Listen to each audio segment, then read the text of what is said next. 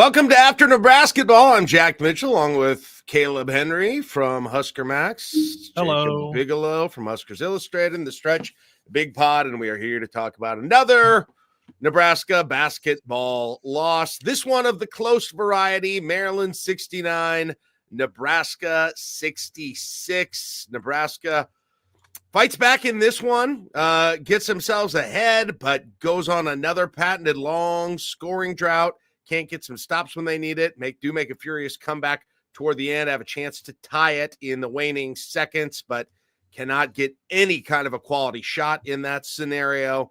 You end up having Connor Essegian miss a wild shot, and then the game is, for all intents and purposes, over after that point. So Nebraska moves to 12-6, 2-5 in conference. Maryland 14-5, 4-4 in conference, and the Huskers get ready for USC coming up later this week. So we got a lot to talk about here during the game. If you're just joining us for the first time, appreciate it. Make sure and like and subscribe to the YouTube page that you are watching on, whether it be the I-80 Club or Husker Max. And we'll be taking our chat from our I-80 Club Discord. If you want to be a part of that, patreon.com/I-80 Club to support what we do and make it possible. And we'll do any super chats that we get also on YouTube. So that's what we got. Jacob, Kaleb, good afternoon. How are you doing today? I was better when all of a sudden it was like, oh, 9-0 run. This is different. Things feel good. Garbage shot, turnover, garbage shot. Yeah. And I'm sure Bigelow's feeling a little bit the same way, especially as he continued to update everyone on where Maryland's 3-point shooting percentage was and how that has not benefited Nebraska men's basketball this year. No, Nebraska now 0-6. All 6 of their losses on the season have come when opponents have shot north of 39% from 3. Today, Maryland finishes at a flat 40. So that is, they're 12-0 when opponents are below 39%, and then when they're above 39%, they're 0-6. And if you had told me coming into this game that Nebraska was going to see Julian Reese and Derek Queen combine for 11 points, I would have thought they'd be in a pretty good spot. But when Jacoby Gillespie goes 5 for 9 from 3, Selton Miguel, who had been in a slump, goes 3 for 8, and Maryland's 10 of 25 from beyond the arc. Coming in, the scout on Maryland was offensive rebounds and second chance points, and Julian Reese and Derek Queen. There are still a lot of missed bunnies in the Reese family tree. Doesn't matter what sibling you're watching. A lot of missed bunnies in that family tree. Yeah. But Maryland finished with. Let me look here. I got the stats pulled up. I'm trying to get their second chance, but it wasn't like they were. Yeah, they only had 3 second chance points. Yeah, they only had 8 offensive rebounds. Yeah. 8 offensive rebounds, 3 second chance points. They turned 13 turnovers into 13 points. There was a big deal made of the 9 first half turnovers, the early ones. At one point, Jason Horowitz said Nebraska looked like the Detroit Lions for the first 7 minutes of the game, just turning the ball over. But this game. It's a close loss on the road. First time we're saying that, with these road losses, but the formula just feels eerily familiar. Here's this. You talk about the second chance points, but the teams end up taking the exact number of field goal shots, 58. Nebraska makes 1 more than Maryland does. Maryland only makes 1 more free throw than Nebraska does. But the difference is Maryland made 10 threes, Nebraska made 6. Yep.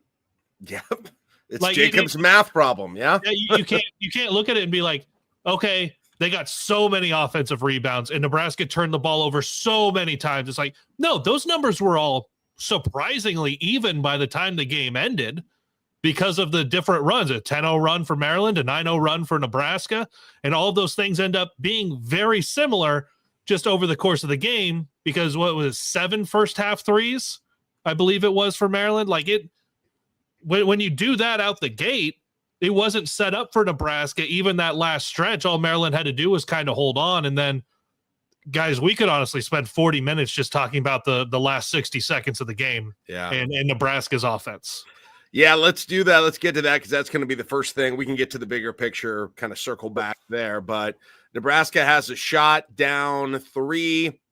Take the ball up the court with I don't know how much time was left when they originally brought it up in that situation, but they essentially can tie the game with the 3 and just leave a little bit of time on the clock after that. They have a timeout in that scenario. They elect not to use it. They kind of run the 3-man weave, and Maryland is just back on them. Nobody's got any breathing room, and they're just kind of going. They're doing the weave. And listen, I'm no X's and O's guys for basketball, but they never had anybody with anything close to a shot in that scenario. Okay, so first, the possession before, because Gillespie gets the bucket to go up 68-66. And then it's Bryce Williams dribbling for 15 seconds, 30 feet from the basket, not going anywhere, and then tries to pass it off and get it back, and it's a turnover. Mm-hmm. And then they go get the free throw. Then they get that free throw with 22 seconds left, go 1 for 2 at the line to make it 3 points. And you're right. It was kind of Bryce trying to find a way to get to probe the defense a little bit, and then passes it off. And you're at that point, you're just trying to find anybody open. And it ends up in Connor Esigen's hands. And he throws up the way you described it in the intro, just a wild shot that had almost no chance of going in. And if it did, you would have thought, oh man, 4-point play, the way he was so out of control and body goes flying through there. But at no point on either of those last 2 offensive possessions did it seem like Nebraska had an idea, had a thought of what they were going to do to score the basketball. Because if you go back to Bryce Williams with the ball down 2, my first thought was get into the paint, get to the rim. Like, I know Bryce has hit some last-minute threes the last couple of games, but get in the paint. You're only down 2. You don't need a 3. Go extend the game a little bit and then put it. Your defense has played well over the last. What was it? Maryland went almost a 5-minute stretch without a bucket, and to get into that last minute there. So like the defense had been playing well for Nebraska, as long as the offense wasn't just wholeheartedly turning it over and taking terrible shots. And that's all you got in the last 30 seconds of the game. Yeah. Yeah. I agree with you more. Both of those possessions, it looked like they didn't know what they were going to do or what they could do in that scenario, and ended up never getting the ball even inside of the 3-point line in those situations. And they're heavily contested passes behind the 3-point line, and one turned into a turnover, like you said, and the other turned into a desperation shot as time was expiring.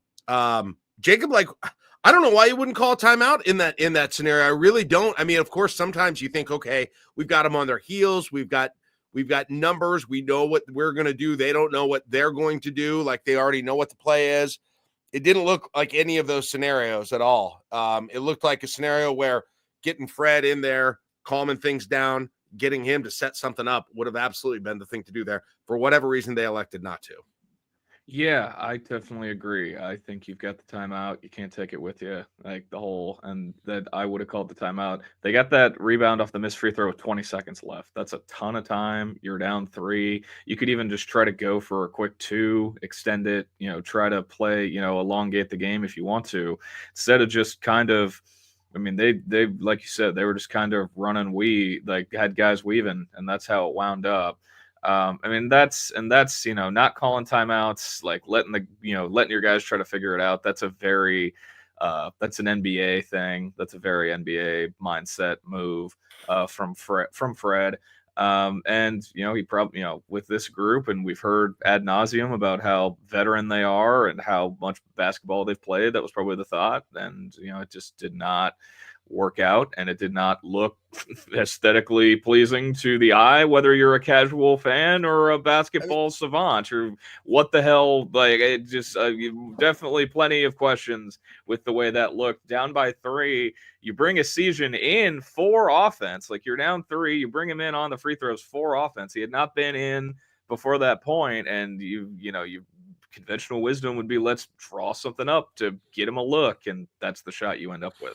Yeah, and I mean, I guess it's worth noting that in 2 of the last 3 games, Nebraska needed a 3 in the waning seconds. And they didn't draw something up. They had Bryce come down once against Iowa, once against Rutgers, and just pull, and he nailed both of them. So I don't know if that was in the back of the head in terms of that decision making, but it's almost like, you took all the clock, time off the clock when you did that too, as well, by passing around. Like, if you're gonna get up a quick three, unplanned three, do it quickly so you can at least foul and have a shot, right? Right. After that was the big difference in those other two. It was Bryce saying, well, and were both of those on the right wing. Yes. So Bryce same on those, spot. Yeah, same spot. Bryce had come through and just attacked.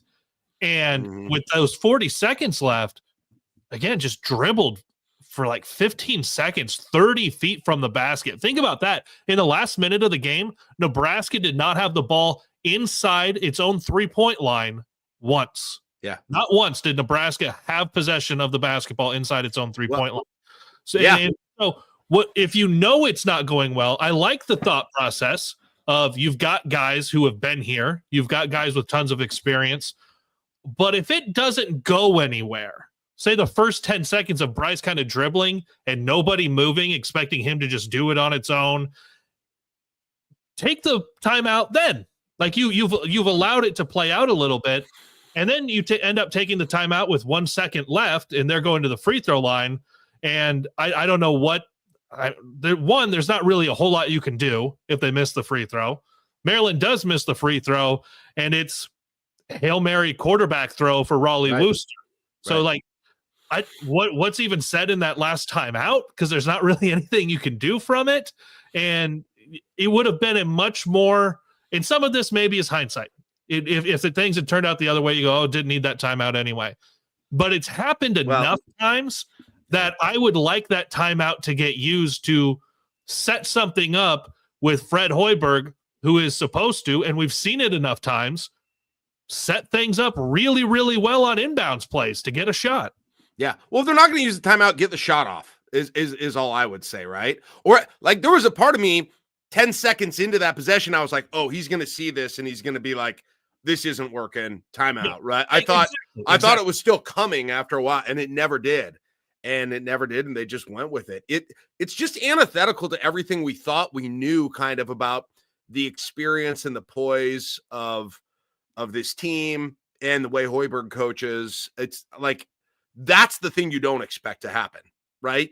You expect Fred to calmly take a time out there, right? You expect Bryce to be able to kind of take control and make sure that you at least get something. And none of that happened. It was, it was just, it went away from what you hoped and thought might be a big strength of this team. And so that's those two possessions, which of course are kind of recency wise. Those are the things that a lot of us, and I see in the chat, it's what a lot of people have in their mind right now. But it was, it was a mixed bag otherwise during the course of the game today, right? It was, I think you said, a game of runs. It felt like there were times when Nebraska couldn't get a bucket when they had to have one and couldn't get a stop when they had to have one. And then, the beginning of the second half, the end of the second half, they were able to cause turnovers. They were able to find those mid-ranges from Bryce. They were able to make the layups that they got. So it was in overall, guys, you look at it's kind of like that Rutgers game. You look at the overall stats, and there's not much there other than, like you said, number of 3-pointers that makes you think, oh yeah, one team clearly, it'd be hard to look at these stats and know who won the game, which was the case with Rutgers too. They were all tight. Yeah. They were all close. Nebraska just doesn't make a play at the end once again. Well, so over the last 5 minutes at home the other night, got, what was it, like one bucket? Like there was just a long stretch until you got to the end there. In this one, I started pre-writing my story in my head, because while Maryland goes on their 12-2 run is what it ultimately becomes before Nebraska answers with that 9-0 run, Nebraska got one bucket in about 6 minutes of game time. Again. And it's not just a 12-2 run or a 10-0 run. It's how long those runs happen. If you go bang, bang, bang with hit a three, get a steal, hit a three, get a steal, hit a three, and it's like, well, that took less than 60 seconds. That's a 9-0 run. But if that run takes 6 minutes, it's like, well, it almost doesn't matter how much the opponent scores because you're not putting anything in the bucket. Mm-hmm. Like, to me, yes, the 3-point shooting. We know what needs to happen defensively for this team to have success. That's been the clear-cut line that Bigelow has helped us all understand.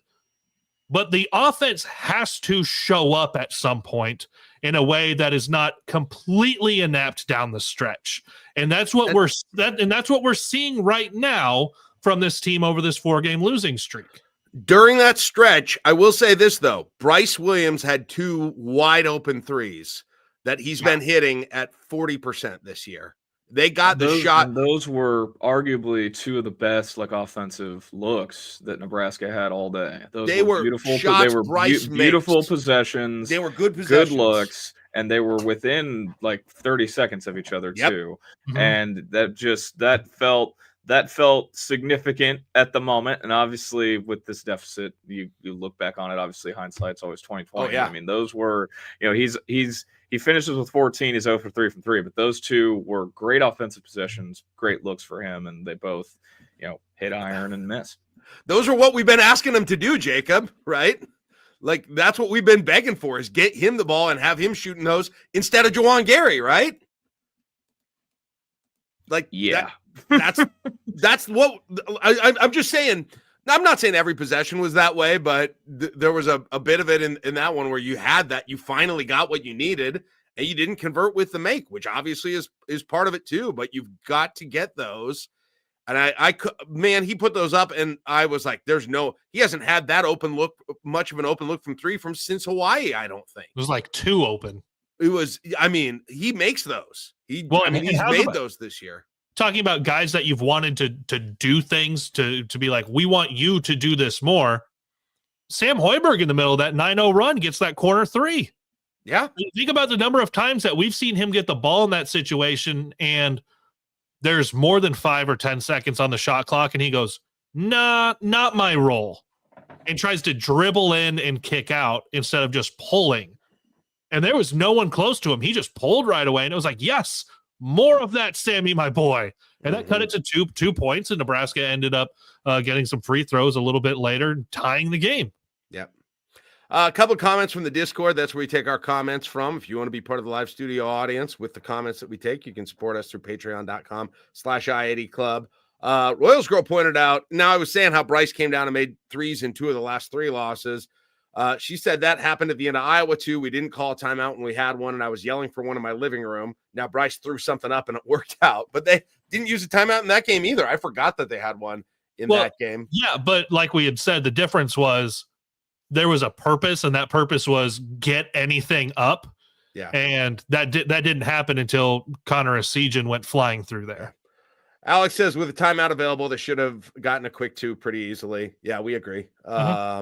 And DZ says, as a veteran player, why don't you just call your own timeout? That's another good question too. Like, you could tell it wasn't going a good direction after, I don't know, 7 seconds of them being past half court. You're like, okay, this looks like it's going nowhere. Yeah, you're out there dribbling. You're out there dribbling going, I don't have anything. Pick up the ball and turn and go, yeah, I'm going to use this timeout. Yeah. Like that should absolutely be an option. Right. So we plenty of issues. And the other thing I got to say, guys, is just the missed layups are infuriating. Missed layups, and all of a sudden this team has changed its ability to hit free throws. Now, I know different people are going to the line. It hurts that you don't have Bryce going to the line 15 times in a game. Instead, you've got what? Yeah, he only went 2 tonight. Yeah, that's why the free throw percentages are different, by the way. Like, that's it's not that the whole team just got worse at shooting free throws. It's that Bryce isn't going as much. How's about this? As you're looking at that, you can go, yeah, Bryce Williams only got there, went 2 for 2. He didn't shoot free throws until there were 62 seconds left in the game. Can't have it. And we had talked about those games. It was, this is boring for you, Jack, but they're going to play good defense. They're going to get to the free throw line, and Bryce Williams is going to make 10 free throws, 12 free throws. He only got there and shot 2 tonight. And the team was still in it at the end. Yep. Yeah. I very much agree. It's different people shooting those free throws. You're not shooting as many as you had, and you're shooting them at a worse percentage. Right. Well, I mean, it's Andrew Morgan going 3 of 6 that basically defined it. Right. Yeah. And I guess in terms of positives offensively on the game, you had Andrew Morgan. I mean, Man, there were a couple of times he made Queen look silly trying to guard him, which no, I got a couple of, and then there were the always present, it seems like, turnovers that are kind of the cost of doing business with Andrew Morgan, making him a part of the offense. But he again showed what he was capable of offensively. Jacob, I want to know what you think of the Jacob Eulis situation during Aaron Eulis situation during this game. Played as many minutes as he has all years, got more, almost set a career high in assists. I don't know if he actually got there. That was his career he high. Did. He did get his career high. Yep. Okay, I knew he was close in it. And a couple of times it looked like he was the one giving the offense life. What were your thoughts on that and sort of that new development, if it's going to be a thing going forward?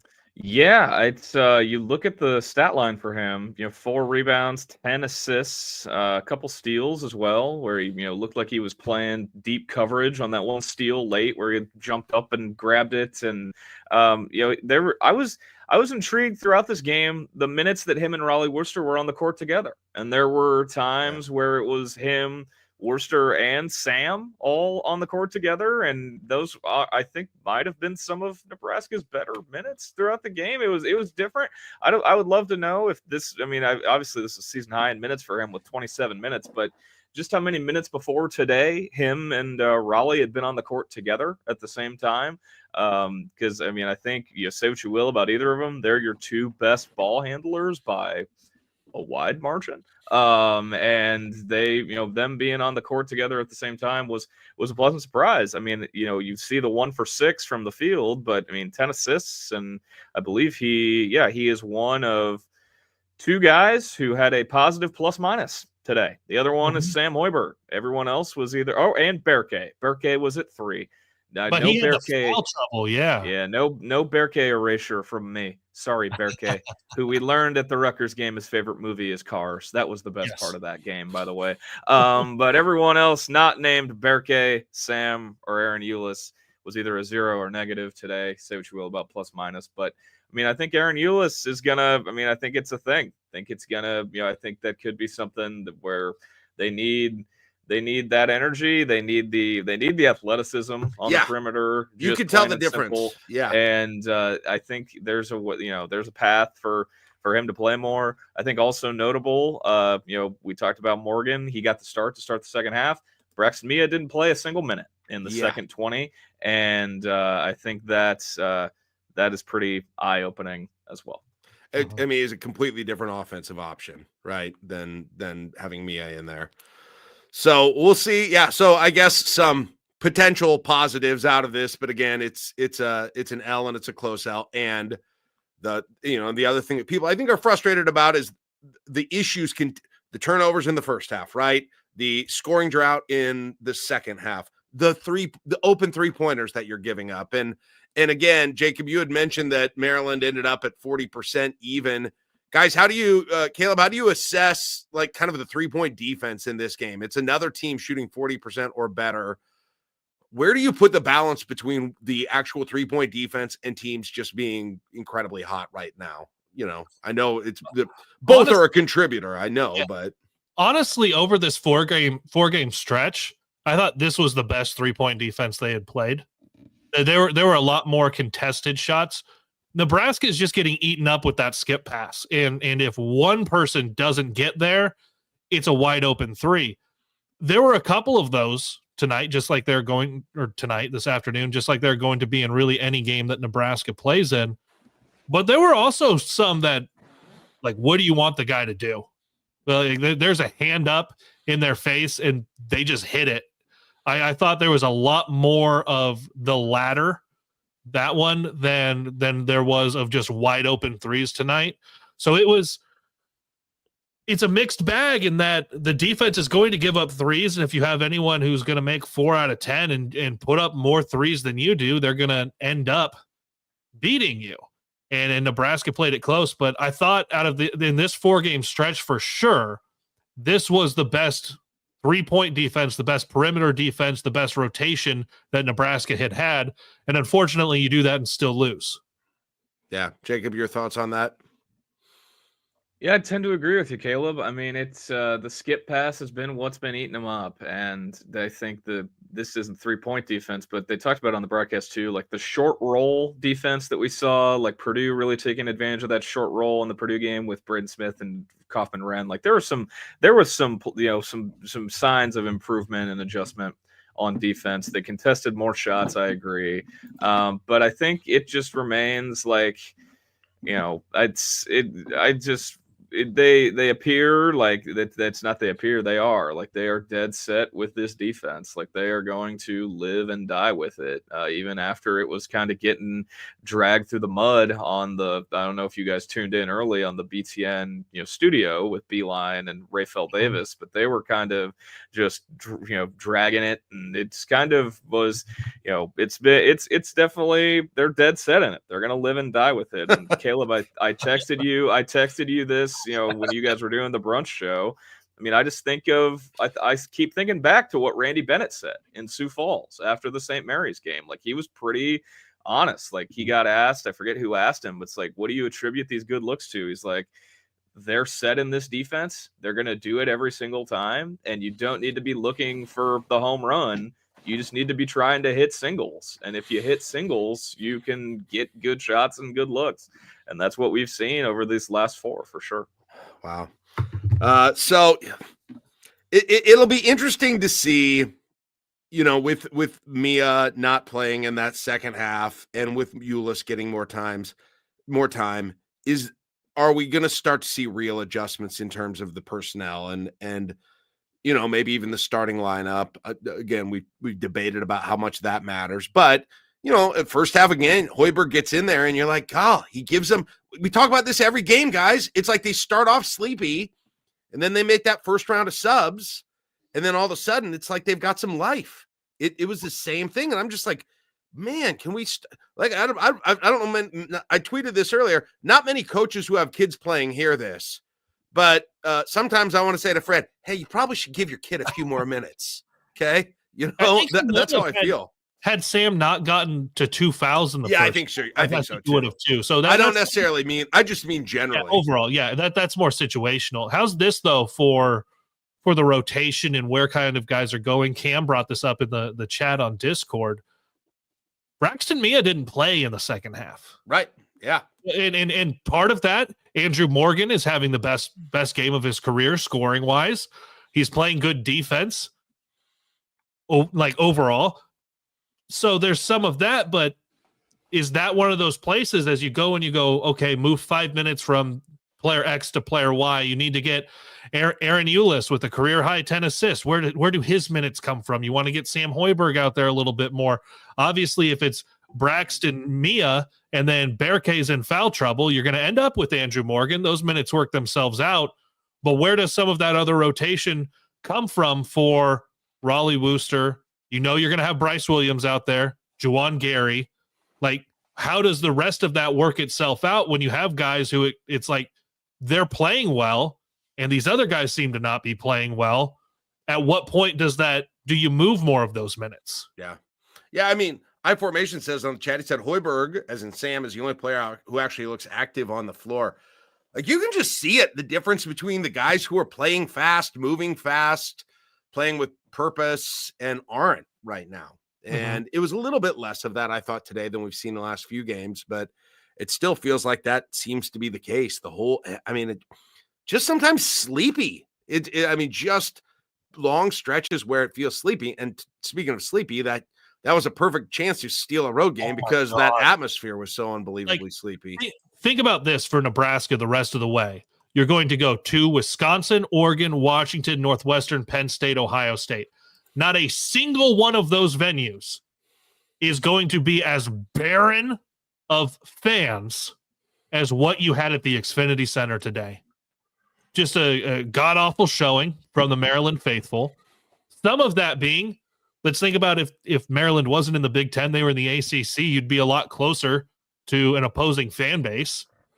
I'm sure there were some Washington, D.C., Nebraska fans that were there. The governor was there. Jim Pillen was there. He was? I didn't know that. Time show. He talked with Kent and Jake. Oh my gosh, I didn't know that. He said earlier today he had an expensive upscale McDonald's ahead of the inauguration. Nice.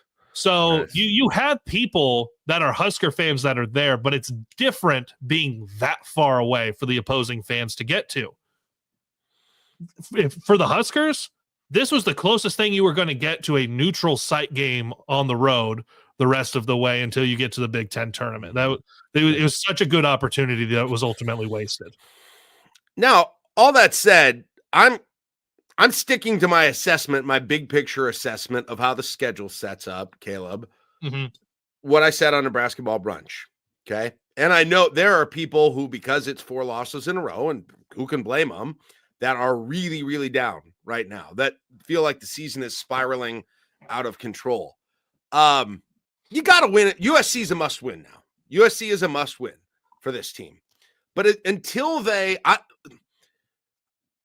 these road games are chances, are opportunities, and this was another missed opportunity, but as long as they're losing these road games, and I'm talking specifically about this current group of road games that they're in and will have, and that's the run of Purdue, Maryland, Wisconsin, Oregon. Okay. Mm-hmm. Those are all long shot Hail Mary games, right? And you get one and it erases, you get one of those road games, like I called it, it's an eraser of kind of the down period that Nebraska is having here in January. You don't get any of them. Okay. You've got to get the home games though.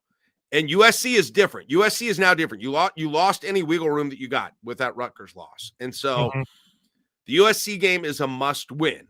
If you can get that USC game and you can get one more before February 9th, whether it's one of the long shot road games, whether it's Illinois at home or at Washington, in my opinion, guys, I mean, people who are down, frustrated, mad right now are not going to like this. But if you get the USC game and one more game by the Ohio State game on February 9th, you're still on schedule for where you need to be. Now, it doesn't mean that you've earned it, but you're on schedule at that point with how the schedule sets up, where the home games, who they've been against. That you're still on schedule to get 2021 wins if you do what you need to do. And you don't have a hole that is going to be a huge issue to dig yourself out of. Mm-hmm. Now, if they can't win, they can't win. And that's a different story. And I know there's people who believe that right now, judging from the just the freakouts over there in the YouTube chat right now. So but that those are my thoughts on the schedule situation. And so a close loss today, I mean, there's nothing new I'm panicking over today that I wasn't. I mean, to be honest, like today went better than I kind of expected it would generally, and it was still an L. And just a missed opportunity. It certainly was a missed opportunity. I described them, and it's freaking frustrating that they were that close to get to put. I mean, man, hit that 3, get those points, hit a few more free throws, and win this game, and that changes everything. That really is an eraser for the last 3 games. Didn't get it done. Your chances, you have one more chance. It's not on the board anymore to do that then. Now, I don't know if you saw the statistic or you saw me just tweet this out, but Fred Hoiberg has coached 175 games as the head coach of the University of Nebraska. Do you guys know what that overall record is? Because we hit a milestone today. Loss number... Was this loss number 100? This was loss number 100 in the Hoiberg era at Nebraska. Yeah. Yeah. Boy, it's interesting. It's interesting, but there are people there are people jumping hard off the bandwagon based on the last 2 weeks of 2 years of basketball. Everybody can do that. Got a lot of people who are worried about them making the Big Ten tournament right now. I'm not there yet. Again, am I really frustrated about how they got one blowout and then lost 3 one-possession games? Yeah, for sure. But, man, I don't know that I'm really quite ready to scrap what the last 2 years have been based on this. I can see that there are some people who are, though. We'll see. Again, talk to me after USC, and then I'll give you my assessment, but I got to see that first. Because at that point, and yes, USC went to Illinois and won, and that's kind of the statement upset so far in the Big Ten season right here. But for Nebraska, after winning 20 in a row at home, if you lose back-to-back at home and it's part of a 5-game losing streak, my concern level will be very high when we get to very different than after today. But yes, I agree. You win that, And I'm still probably dropping a little bit of where my NCAA tournament confidence meter is still. But if you win that, it's not off a cliff in the same way when you're about to head on the road to Wisconsin, then back home with Illinois, then Pacific Northwest for 2 games. If they beat USC, I'll stay at 4. I'll stay flat for this week if they beat USC. Yeah. Yeah, it all comes down to that one. That's kind of your barometer on, can you right the ship ahead of a tough stretch of games? Yeah, I agree. Jacob, how do you look at the big picture of the schedule, all of these that we're talking about, and I guess where the panic meter is among the fans? I mean, I'm gonna have to call the hazmat team after looking at the YouTube chat there for a little bit. Gonna have to hazmat team my eyeballs. Don't ever read the YouTube chat. Nope. But I mean, Wednesday night becomes enormous. The USC going to Illinois thing will definitely be cited plenty. Illinois was without Kasparis Yakuchonis, but that's one guy. He's a special talent, but they still went on the road to Champaign and won. My running thing with USC is that Eric Musselman played a game of how many 6'6" positionless dudes can I get on one roster. If you look at that team, they're almost all the same size. They almost all look the same. They're all athletic. And you'll hear plenty about Desmond Claude and St. Thomas, Millwood North's own, in the lead up to that game on Wednesday night. USC is really athletic. They've got dudes. I mean, positionless basketball 1 through 5. There'll be some lineups where St. Thomas is their small ball 5. There are going to be plenty of different looks from the Trojans on Wednesday night. And I'm sure Eric Musselman will get a warm welcome from the people in Lincoln too. But the schedule after that for Nebraska, I will be a week from today when we're doing this, I'll be all boots on the ground at the Kohl Center in Madison. Let's go. But the run, I mean, the 3 in a row after USC, Wisconsin, Illinois, Oregon. I mean, that's going to be. That's going to be that could be attention convention is an understatement there. But Washington, Ohio State, the return game with Maryland, Northwestern, Penn State, to get into February. That's quite the contrast from the run they've been on recently, in my opinion. There aren't any teams on there that play 5 out and they're just going to be running in transition and chucking a bunch of threes, except for Illinois. I mean, that Illinois game, Illinois might take 50 threes. They might take 50. I know Creighton took 42. Illinois might take 50. But the rest of the way, I mean, it's going to be interesting. I'm looking at the KenPom page right now. KenPom has the projected record at the end of the year, 18-13, 8-12 in the Big Ten. Bart Torvik has 19-12, 9-11 in the Big Ten.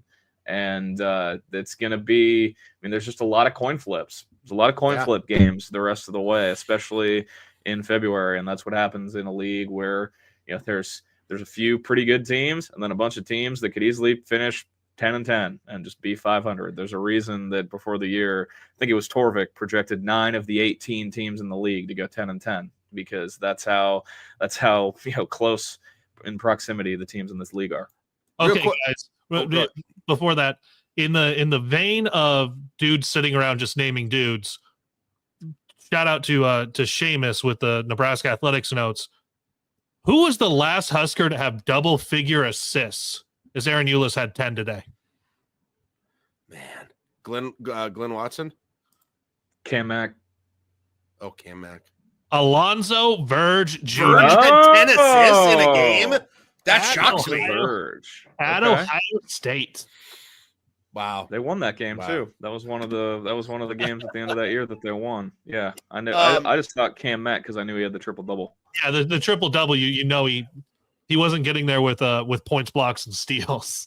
I got 2 things real quick just to tie on to what Jacob said. Yeah, that Wisconsin, Illinois, Oregon stretch is going to be brutal. Like, this is why USC is must win, because otherwise you put yourself in danger of a almost 10-game losing streak, right? Yeah, I mean, you really get yourself to a place where you're in a hole that's going to be hard to dig out, really hard to dig out of. If you can get that USC win, right? And then out of those 4 games, Wisconsin, Illinois, at Oregon, and then at Washington, even if it's Washington, if you grab one more of those, so 2 wins out of that 5, like I said, you're in a place where you don't have a huge hole to dig out of, right? You just gotta hold court, basically. You gotta protect home court, essentially. And that's eventually going to involve beating a Michigan or beating a Maryland, beating an Illinois, that kind of thing. You're going to have to get a big win against one of those teams to get your resume where it needs to be. But like Kaleb and I were talking too, these slides have been a part of many of the last few seasons where it looks like, oh man, they're done. And then they come back. Even 2 years ago, was it 3 years ago? I still can't believe that one at the end of the season, right? When all of a sudden, and they had done it for far too long and buried themselves a hole, so they weren't making the tournament. But the team figured it out. Went on the road, beat Ohio State. Went on the road, ruined Brad Davidson's senior day, and so they've done it before. And so I'm not really of the belief that the season's over. Or this is, I mean, they just lost 3 of 4 one-possession games, basically. I mean, Iowa ended up being more than that, but it went to overtime. So, right. Yeah, I'm not quite there yet. We'll see. 1 possession at the end of regulation. All right. Oh, and then one last question from Nebrasketball I thought was an interesting one on the chat. The question was, he said, Bigelow and others, what would you say the chances that this team is bad? What about the mental chemistry? Can they survive the 5-game stretch that's coming up? I don't know. I'll let you answer that. What are the chances this team is bad? Bad. Yeah. They're just bad. They're just now they're bad. Yep. Yeah. No, I don't think that they're bad. I think that there is an interesting contrast of guys' playing styles, guys' personalities, and I think that is that's a part of it. And I think I cited this, and this is an oddly specific thing that only some people will remember, but remember in the 17-18 season when Tim Miles would repeatedly say, I've got a team of cool guys. I don't have a team of killers. He would say that often. And, there's nothing wrong with being a cool guy. There's nothing wrong. Hey, people like you. It's the meme of the dude in the sweater. I'm just a cool guy. And there's some personalities on this team that are interesting, and this play style. And I think Fred's gotten the most out of this team, that potential, when it's looked good. That's the most, I don't know if there's another level, when it's looked good, the defense is with its hair on fire and they're playing physical as hell, closing out hard, and Bryce Williams is doing his thing, Connor Season's hitting threes. I don't think there's another level. I think we've seen what the best version of this team looks like. Then I don't think that they're bad. I mean, I think the kids would say that maybe would say they're mid. They would say maybe they're mid. Maybe they're just mid. But I don't think they're bad by any stretch. I think there's still a lot of different things at work, and there's plenty. It's January. It's a long season, and I mean, I'm not trying to cope or make excuses, but I don't think copium, Jacob. You're on the copium. Yeah, I'm on the copium. Just that's the dude whose YouTube profile picture is Fat Steve Sipple. I'm sure he. I didn't want to reference. Sure, he's got that. Sad. Sorry. Make him pay for it, Bigelow. Sorry. My last thought. Whatever was once Bryce starts playing, Bryce is still a different offensive player than he was when Nebraska's been good, but. He was that last year for a bunch of the season. He was that this year for a bunch of the season. I don't think he just got bad. Maybe that's people think he just got bad or whatever. But Bryce driving and getting free throws and being a prolific scorer would make a big difference for this team right now. But for whatever reason, it's not happening. We've talked it to death, but they've got to figure out how to get back to that, I would say, too. So, I mean, it's not just that. Yeah, sorry. Go ahead, Kaleb. I was just going to say Nebraska currently number 13 in the Big Ten standings. Out of 18? Out of 18. And you got to be top 15 to make the tournament, Big Ten tournament. Okay. Yeah. All right. Yeah, I guess I got one more thing. If we want to talk about offensive struggles, did you guys hear Hummel drop the Juwan Gary's 50% on layups nugget midway through the game when he said he dropped Juwan Gary's 50% on layups for the season? I don't know the accuracy of that. Looking at his stats on Torvik, they have been updated after the Maryland game. This is his season stats. Torvik breaks up 2-pointers into close twos and far twos. He has Juwan Gary at 57% on close twos, 23%, 7 for 30 on far twos, and now 29% from three, 19 of 64 on the season. That is another thing that I think needs to be. I mean, we're at time, but Juwan Gary on offense also going from a 20-point game against Rutgers where he had 20 points with 15 minutes left and then didn't score again to this outing today. I mean, they're just I think the offense guys, what they need to do on offense is 0.1 and 1A for me. Talk about Bryce needing to get downhill, get to the free throw line. Like Juwan Gary's shot selection needs to be there needs to be a very well worded film presentation on what his shot selection should look like the rest of the season. 100%. I agree completely. And they've just run it way less efficiently than they have at other times during the year. It's regressed in some ways, in a lot of ways. All right. Yeah. Make layups. Kyle, make layups. Holy cow. That is killing them. Missing layups. There were a ton again today. All right. With those thoughts, we are going to wrap it for after Nebrasketball. Congrats to all of you who are in despair and have closed the door, who hung through a 45-minute show of us smoking copium. Impressive that you spent your time doing that. Thank you. We will be back after the USC game. We are doing every game from now on until the Washington game, except for the Washington game, I should say, because that's going to be super late at night. But time. USC will be, we'll do a late night USC one on Wednesday. So we are going to have 8 o'clock start for the actual game there. So we'll be around 10:30, go 10:30 to 11 that night afterwards. And, if you want to see me, panic. If they lose then, you'll see it then. And if you want to see me say, hey, things could be back on track, I'll be saying that if they win then. And you'll probably get mad.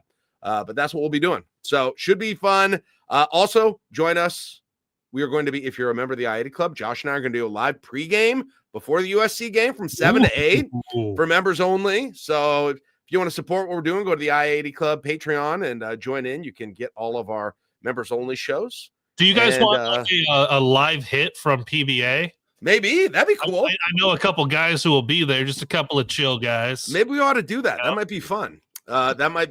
And I believe Josh and Mike Schaefer are going to be doing tomorrow morning. They're going to do the National Fun League if you want to talk NFL playoffs. So you can which are underway right now. Yes. So we're going to go so we can watch those right now. But thanks everybody for joining us. Shout out to the YouTube chat. Shout out to the people in the Discord. Shout out to everybody who's listening to us on podcast. And join us again for the next after Nebrasketball, after Nebraska USC, and then Nebrasketball brunch coming up at 11 o'clock on Friday. And we'll be reviewing the USC game as well and get ready for another weekend at that point. Like us on I-80 Club, like us on Husker Max. Check out Bigelow's work for Huskers Illustrated on the Stretch Big podcast as well. And with all that said, we will see you next time, everybody. Bye-bye. Have a good one. Enjoy the NFL.